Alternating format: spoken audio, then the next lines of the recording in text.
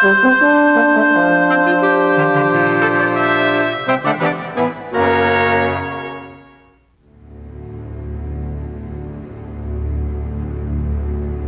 Federal Reserve System virtually controls the nation's monetary system. Yet it is accountable to no one. It has no budget, it is subject to no audit, and no congressional committee knows of or can truly supervise its operations.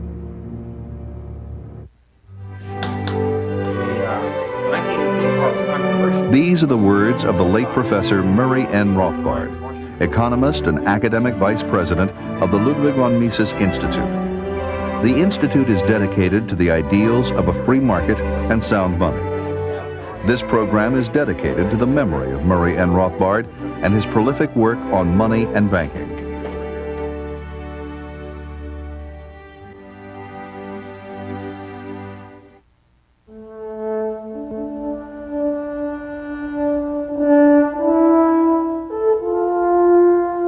For more than 20 years, the living standards of middle-class Americans have steadily declined.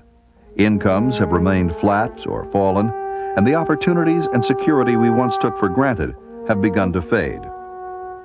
For most families, one income no longer pays the bills.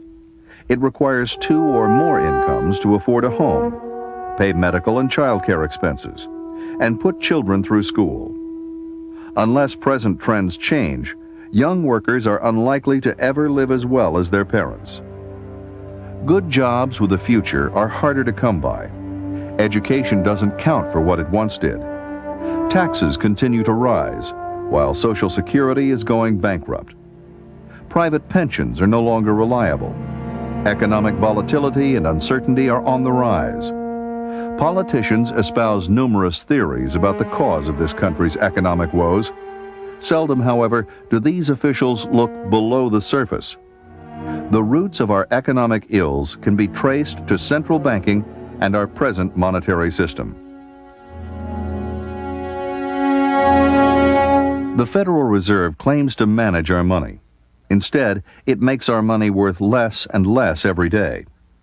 It has generated continuous and worsening business cycles and lowered our living standards. It's really no different from a burglar in your house wanting to steal your money.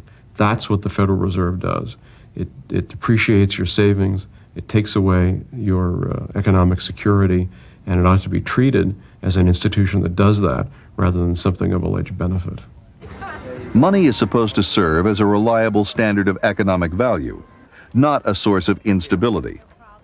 Until we restore sound money and take away the government's ability to debase it, we have little hope of restoring the freedom and prosperity that made America great.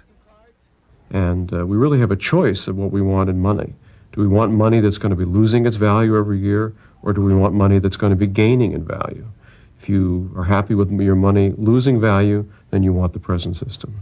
If you want money to increase in value, then you want a gold standard. What is money? As the good that makes exchange possible, it's the foundation of every economic activity. In the earliest times, people traded goods and services directly. This form of exchange is known as barter. That is, if a fishing tribe desired to have maybe wheat, which they themselves did not produce, they would seek out other individuals that produced wheat, and then they would exchange their fish. But barter had limitations in the marketplace. Well, actually, people perceived pretty quickly problems with that direct exchange. If you wanted, for example, fish, and you had wheat, but the people who had fish didn't desire the wheat, you were stuck, okay? Unless you went out and found some other good, possibly berries, that everyone in that society consumed. Then you would trade your wheat for the berries in full confidence then that you could turn around and trade the berries for the fish or anything else that you desired. Eventually, the most widely accepted goods in a society became valued for their use in indirect exchange. Money is simply another name for the most generally accepted medium of exchange.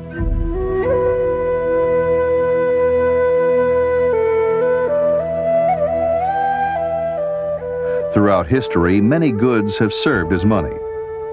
Feathers from the Quetzal bird were used for exchange by the Mayan Indians up to the 15th century in Central America. Tea leaves compressed into bricks were traded in East Asia through the 1800s.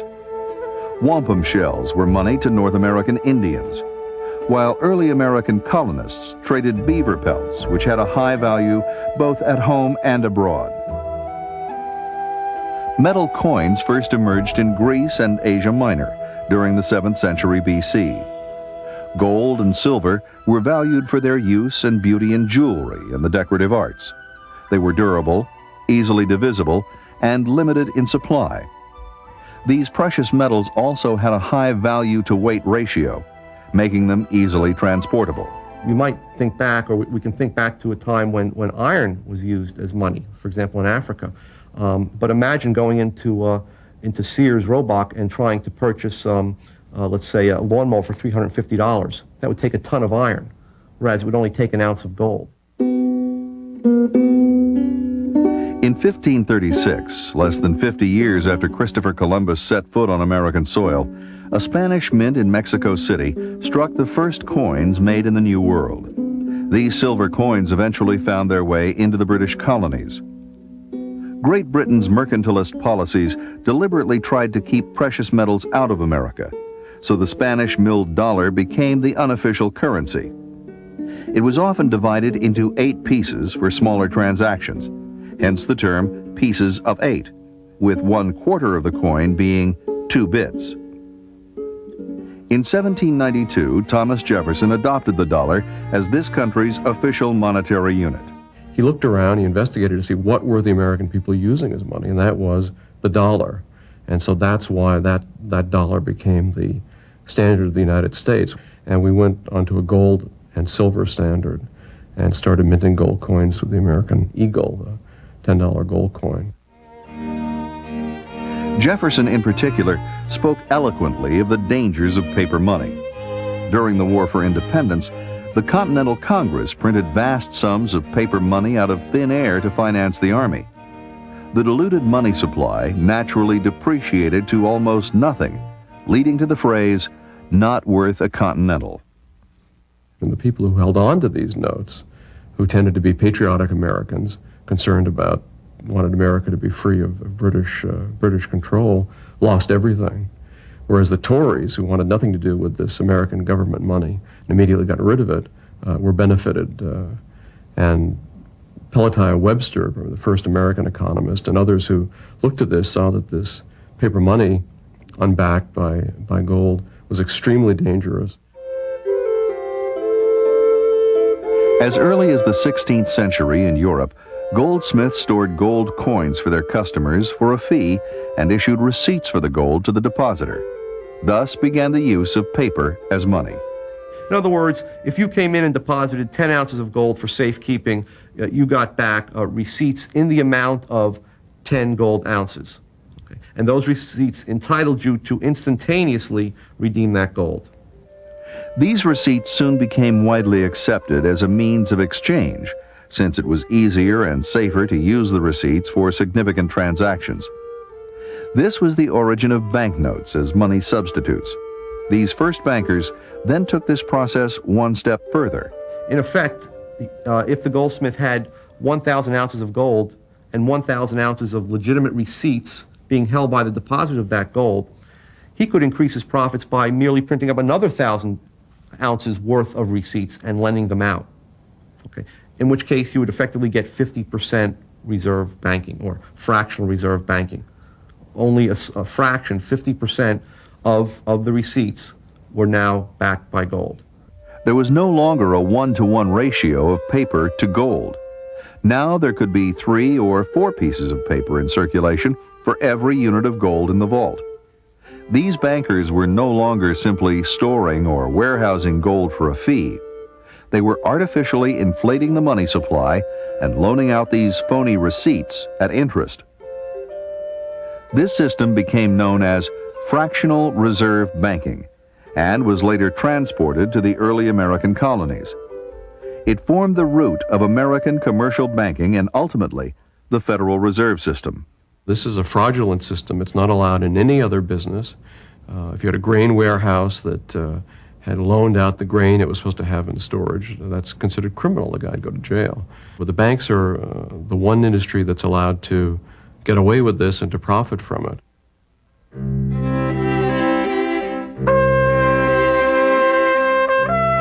Alexander Hamilton became the first Treasury Secretary, and in 1791 set up the first Bank of the United States as America's central bank to expand the supply of paper money for the benefit of the government and the commercial banks.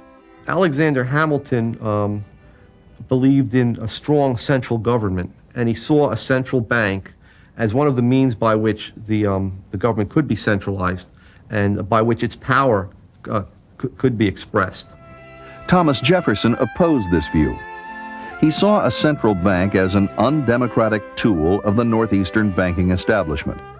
It was dismantled after 20 years. Jefferson was an opponent of a strong central government, and at all costs wanted to remove the central bank. In 1816, the federal government made another attempt to set up an inflationary central bank.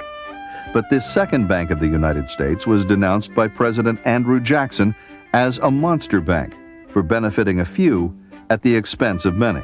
They inflated the money supply, which brought about a boom initially, that is prosperity to the country, followed by a bust. When they stopped inflating the money supply, many businesses that had depended on the low interest rates that were introduced or induced by the initial inflation went out of business. Jackson succeeded in abolishing the second central bank in 1836. But by then, speculators had set up hundreds of new private banks with little or no gold to back the notes they issued. The nation's monetary system became more stable when the United States introduced a gold standard in 1834.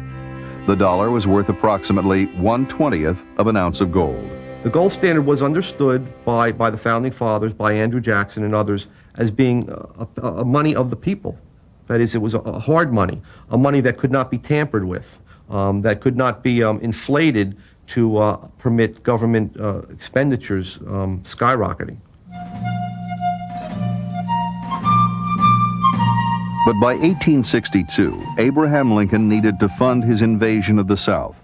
So once again, the government began to print up paper money.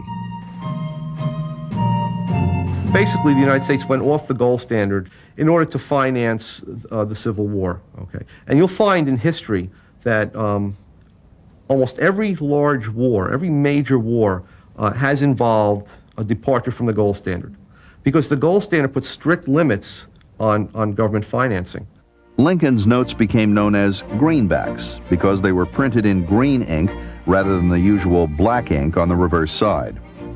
These so-called fiat notes were deemed legal tender by the government, but they were not redeemable in gold. Lincoln, under cover of war, issued tremendous numbers of greenbacks. Gold was still circulating, but people were forced to accept these greenbacks as if they were at par with gold. The government's power to print unbacked paper notes would later become the pillar of the Federal Reserve System.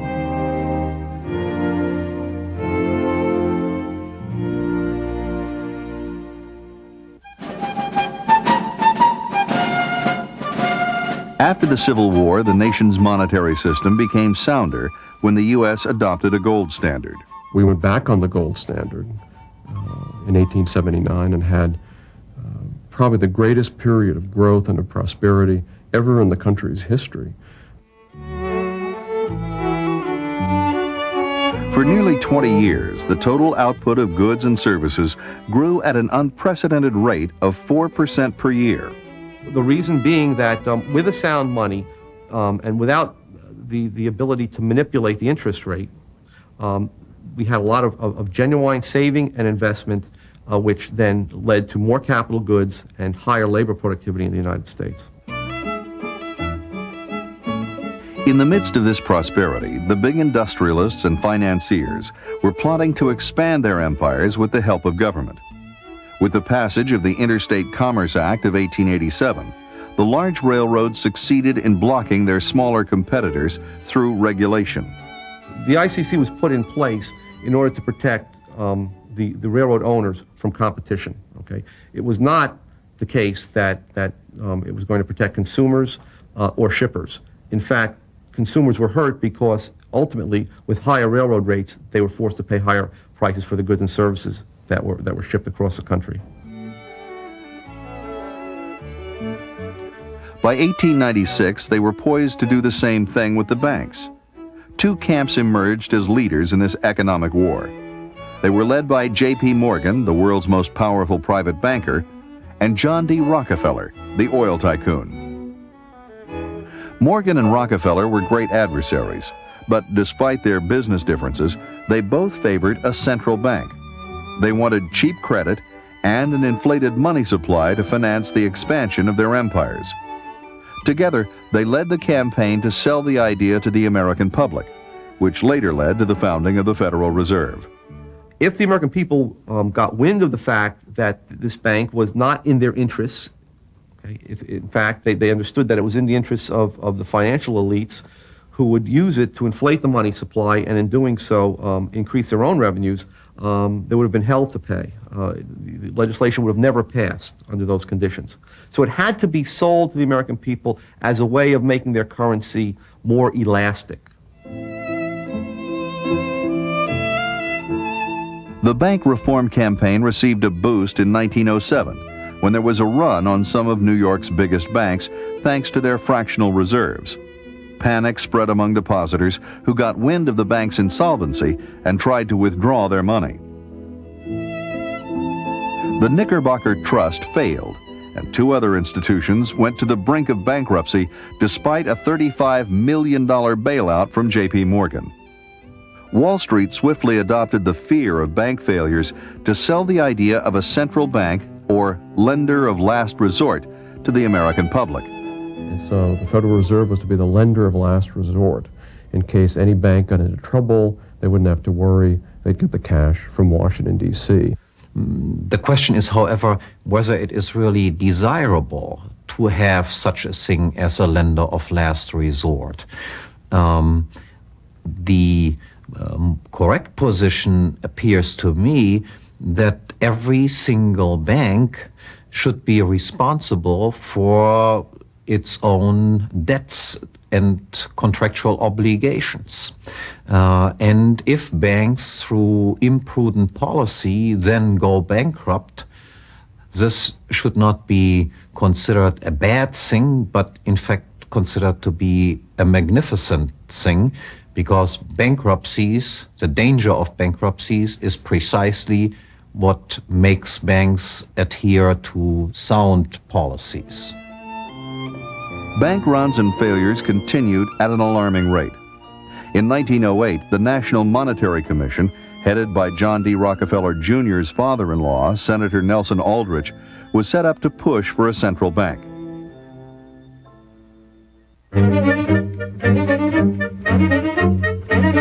In November of 1910, under the guise of a duck hunting trip, 6 men took a secret train ride to an exclusive private club on Jekyll Island, Georgia, to write a central banking act.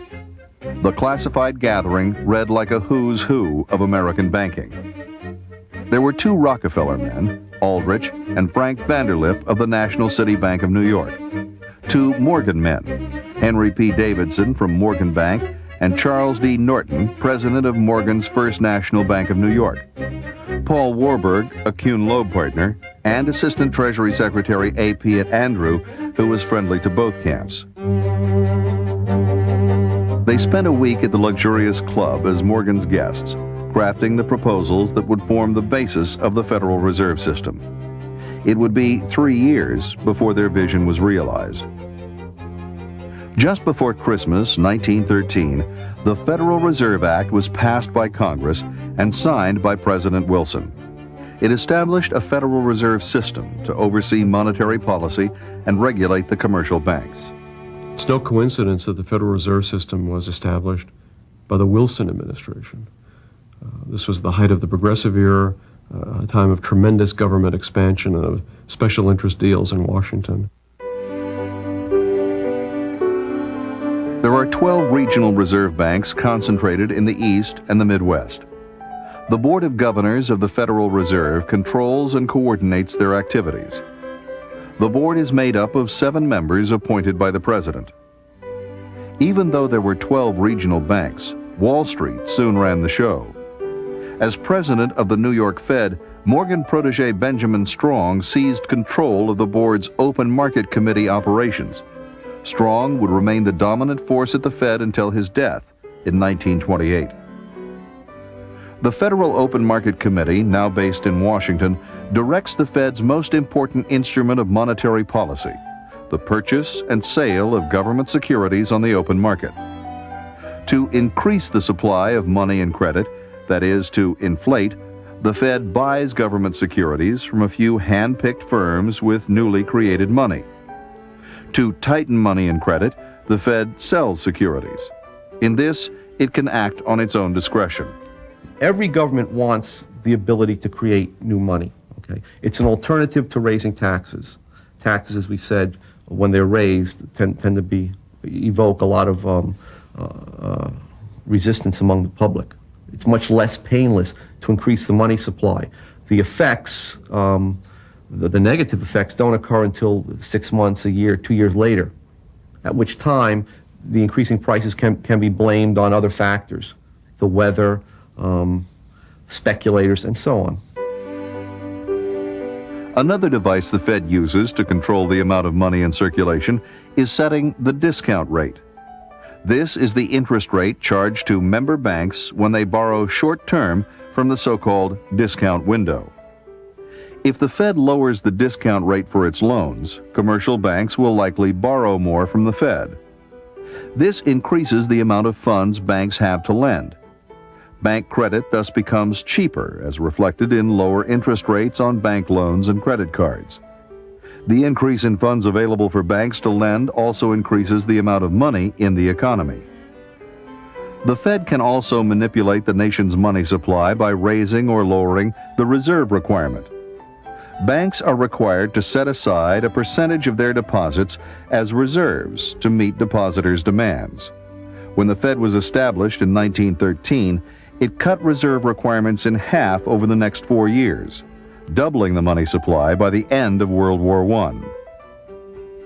But the Fed's real power lies in its monopoly to create money. Although the U.S. was still on the gold standard in 1913, it was quickly eroded as the Fed continued to expand the money supply. The first step was backing Federal Reserve notes by only 40% in gold, allowing the money supply to be increased 2.5 times. The inflationary effect of fractional reserve banking was also heightened by the central bank. The commercial banks are permitted to create checkbook money on top of Federal Reserve notes.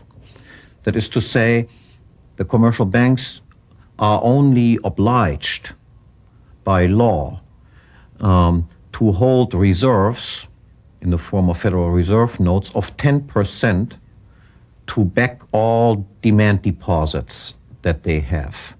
90% of their demand deposits are backed by nothing. The Federal Reserve System adds another inflationary layer to an already unstable banking system. For example, if the central bank has $100 worth of gold reserves in its vaults and a 10% reserve requirement, it can print up $1,000 of new notes and deposits, which become the reserves of the commercial banks.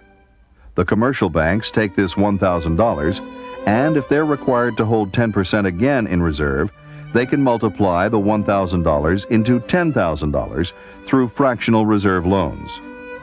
So an inverted pyramid is created with $100 worth of gold or real money at the bottom and $10,000 of inflated paper money at the top.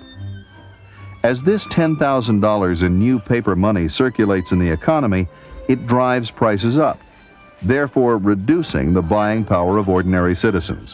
When they spend that money, the people who get the new money first and are able to buy products with it benefit, and the people who get it at the end lose, because when they go to spend it, prices have already gone up, and so they're able to buy less. And so there's a transfer of wealth and of power from some segments of the economy to others because of the actions of the central bank. And basically those who benefit are the government itself, big banks, and government contractors, and anybody who's closely associated with the federal government. By making enormous amounts of credit easily available, the Fed can also drive down interest rates, sending out the wrong signal to investors. It sets in motion an unsustainable investment boom that carries with it the seeds of its own destruction. It's this business cycle that is ultimately responsible for economic disasters such as the Great Depression. Soon after the Federal Reserve was established, the U.S. entered World War I. Once again, the government temporarily abandoned the gold standard to print more money to finance the war effort. The U.S. government borrowed heavily, and the national debt ballooned from $1 billion to $27 billion. A sharp spike of inflation followed. This set off a cycle of rapid expansion and contraction in the economy. To dampen the overheated economy, the Fed halted its inflation, causing interest rates to nearly double over the next 18 months.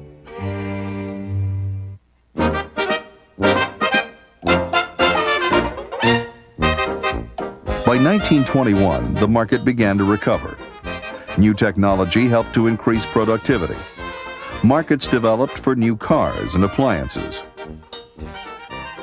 The 1920s were a period of extraordinary growth. But behind the scenes, much of this growth was distorted by a Fed-generated inflationary credit expansion. This was the Roaring 20s. This was a period of increasing affluence. That hid the inflation from American economists.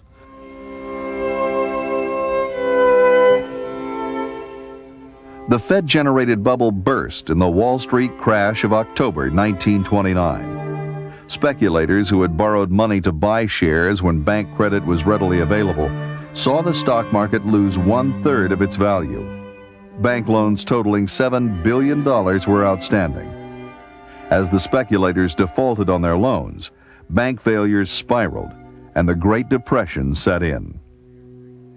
Depositors lost their bank accounts, both their savings deposits and checking deposits. They saw them disappear into thin air. In 1932, Franklin D. Roosevelt was elected president and quickly implemented a New Deal policy of spending us to prosperity. Even though we needed lower taxes and lower spending, his administration would seek unprecedented amounts of money to finance its big government programs. In his inaugural speech on March 4, 1933, Roosevelt vowed to put an end to poverty and the unemployment lines and get people back to work. It didn't work. The Depression got worse, thanks to increased central planning.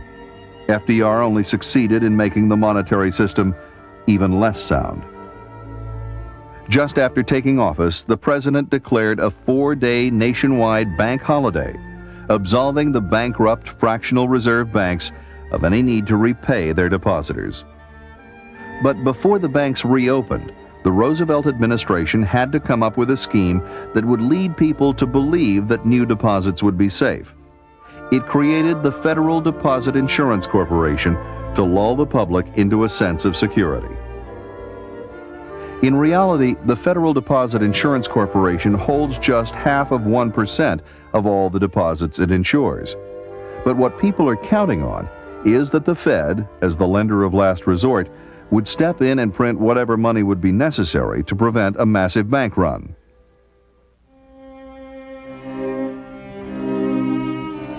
By the mid-1930s, control of the Fed by the New York bankers was drawing to a close.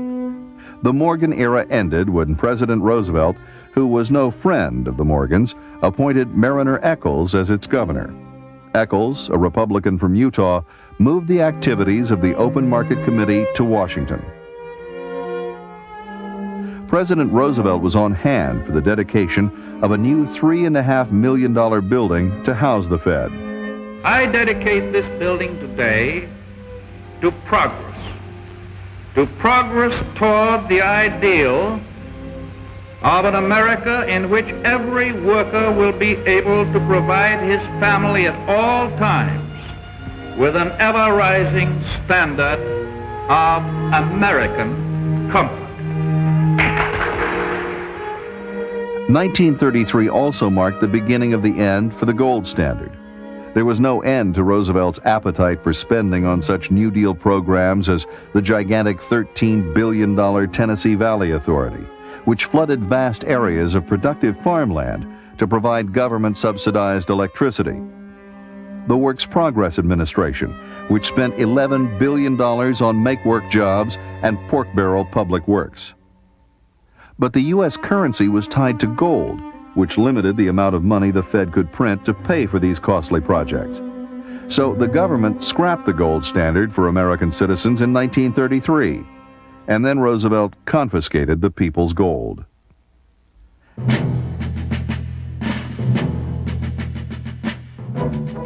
As in World War I, the warring parties in the Second World War abandoned the gold standard to finance the war with central bank-generated inflation.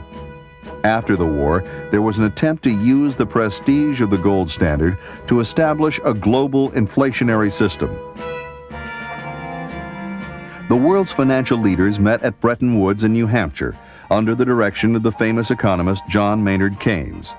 Their idea was to set up a new international monetary system that would have both gold and inflation. Under this system, the U.S. dollar would be redeemable in gold, but only for foreign official institutions, central banks and foreign governments, at the rate of $35 per ounce. All other currencies would have fixed exchange rates with the U.S. dollar, and they would be redeemable in U.S. dollars. The New York Times editorialist Henry Hazlitt was one of the first to realize that this semi-gold standard would not succeed. Even from the very beginning, it was doomed to failure, and this very outstanding journalist at that time, Henry Hazlitt, predicted it wouldn't work, because he says the temptation will always be that the government will print more money because they will accept these dollars and they won't demand the gold and won't hold the government in check. And he was absolutely right.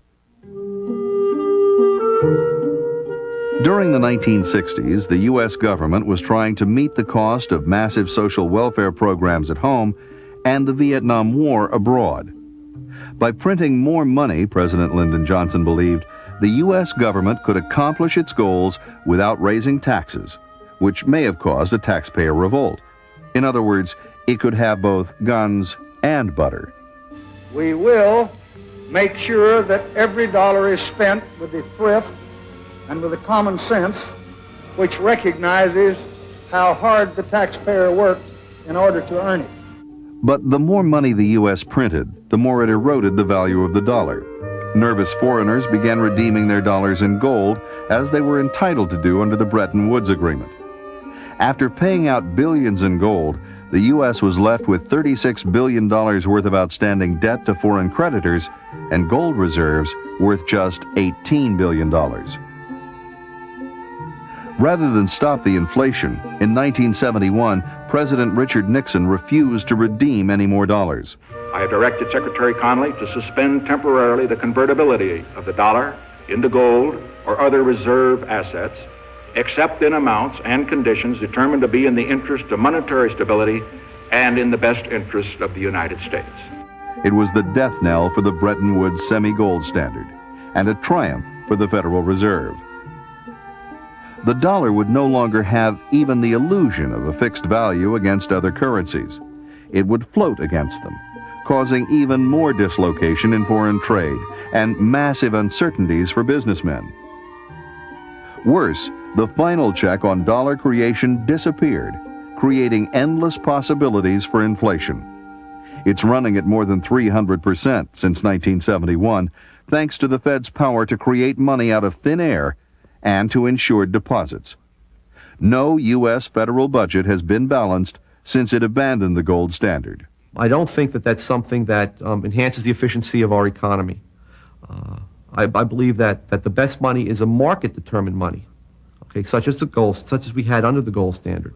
In order to get back to a market-determined money, the Fed has to be abolished.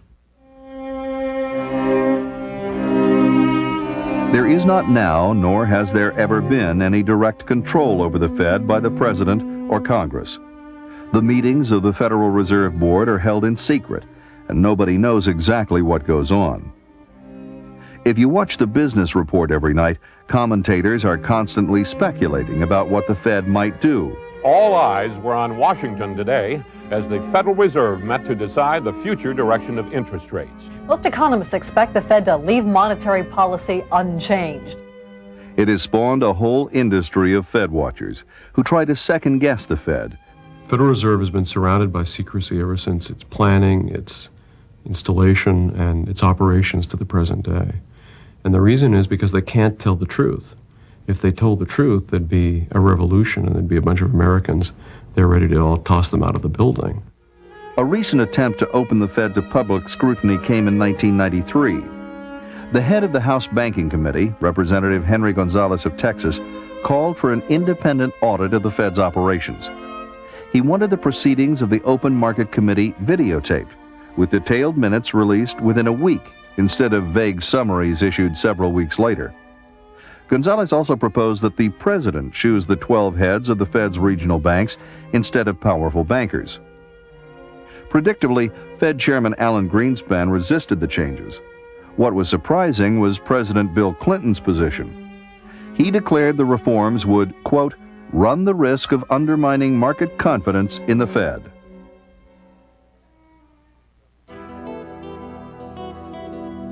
After the Mexican government inflated and devalued the peso in 1995, the Mexican economy went into a tailspin.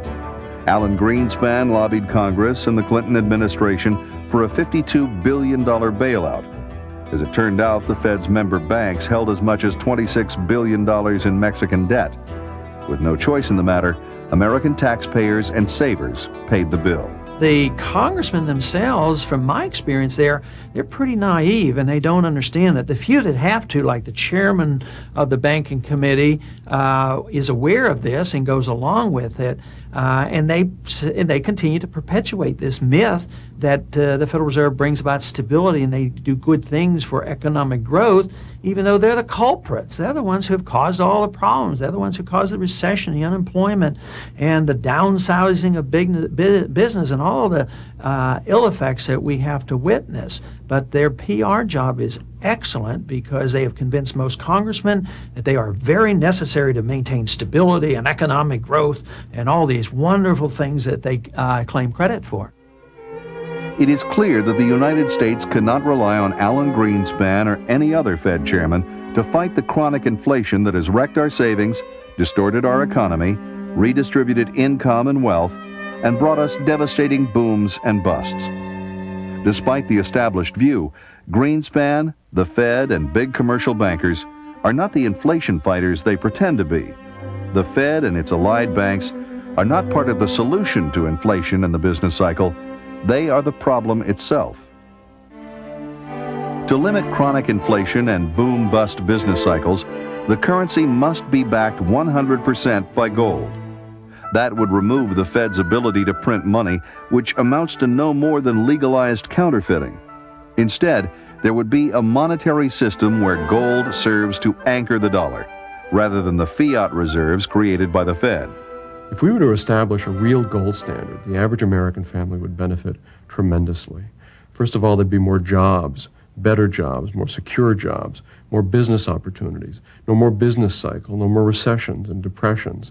People's savings would be secure. You wouldn't have to worry if you put away money for your old age that its value would be stolen by the central bank and by the central government as they are today. Under a 100% gold standard, there would be no place for fractional reserve banking. For checking accounts and other demand deposits, the banks would keep reserves on hand to meet depositors' claims. Banks would receive a fee from their customers for keeping their gold. In loan banking, investors would hand over their money for a fixed period of time to earn interest. Once the gold standard is in place, individual bank depositors would always have access to their money, and investors would be kept informed of their balance sheet. And at a national level, a tight rein would be kept on government spending.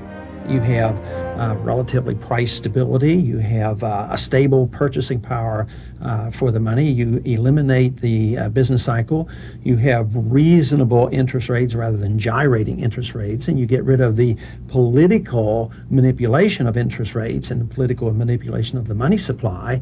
And this then preserves wealth and builds wealth and allows for economic growth. It's as simple as this. Sound money means economic prosperity and limited government. Unsound money means inflation, recessions and depressions, and big government. What sort of system do we want for our families? Don't we want prosperity and security that we can hand on to future generations? Transition to a gold standard will not be easy, but as Murray Rothbard put it, the alternative is much worse. Since 1980, the Fed has enjoyed the absolute power to do literally anything it wants. To buy not only U.S. government securities, but any asset whatever. To buy as many assets and to inflate credit as much as it pleases. There are no restraints on the Federal Reserve. The Fed is master of all it controls.